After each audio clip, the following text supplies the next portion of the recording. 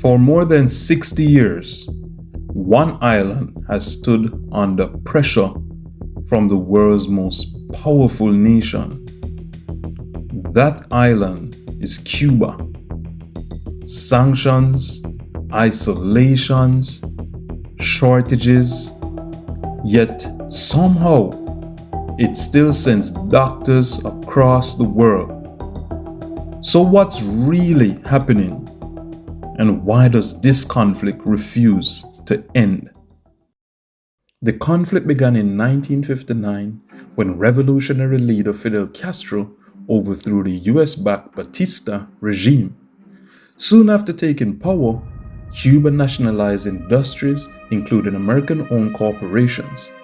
The response from the United States was swift economic pressure that grew into full trade embargo by 1962. Washington said it was about politics. Havana said it was economic warfare. The restrictions didn't just limit trade with America, they discouraged the entire world from doing business with Cuba. When the Soviet Union collapsed in 1991, Cuba lost its biggest economic partner overnight. The result? A national crisis known as a special period, fuel shortages, food rationing, blackouts.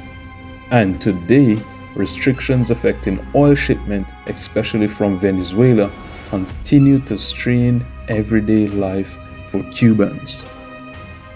So one may ask, how does the world respond to this? Every year, the United Nations vote on whether to end the embargo. And every year, the result is almost the same. Overwhelming global support for lifting it. Regional groups like CARICOM have voiced solidarity, but critics argue words haven't always turned into action. But despite economic hardship, Cuba has built one of the world's most recognized medical diplomacy programs. The Henry Reeves International Medical Brigade sends doctors across the globe to disaster zones and undeserved communities. Even the World Health Organization, the WHO, has acknowledged Cuba's strong healthcare outcomes, including high vaccination rates and widespread primary care access. Supporters say this proves a small nation can still prioritize humanity even under extreme pressure. Critics argue Cuba's economic problems come from internal policies and centralized control. Supporters say sanctions restrict trade, medicine, fuel, and opportunity. So which is true? Many analysts believe it's both. One thing is for sure and certain: for over 6 decades, Cuba has endured extraordinary external pressure, most of which comes from Uncle Sam, the USA. Yet it still sends doctors all over the world to fight diseases, to vaccinate, and for basic health care. Cuba also still maintains universal health care, still stands.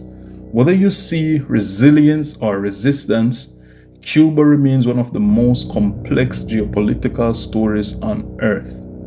However, I believe if Cuba was allowed to operate under the socialism structure that they do have, because we have seen the results that Cuba produced in terms of their literacy rate, in terms of their advancement in medicine, with so much sanctions and embargoes. Imagine how much they could have achieved without all of these sanctions, all of these embargoes.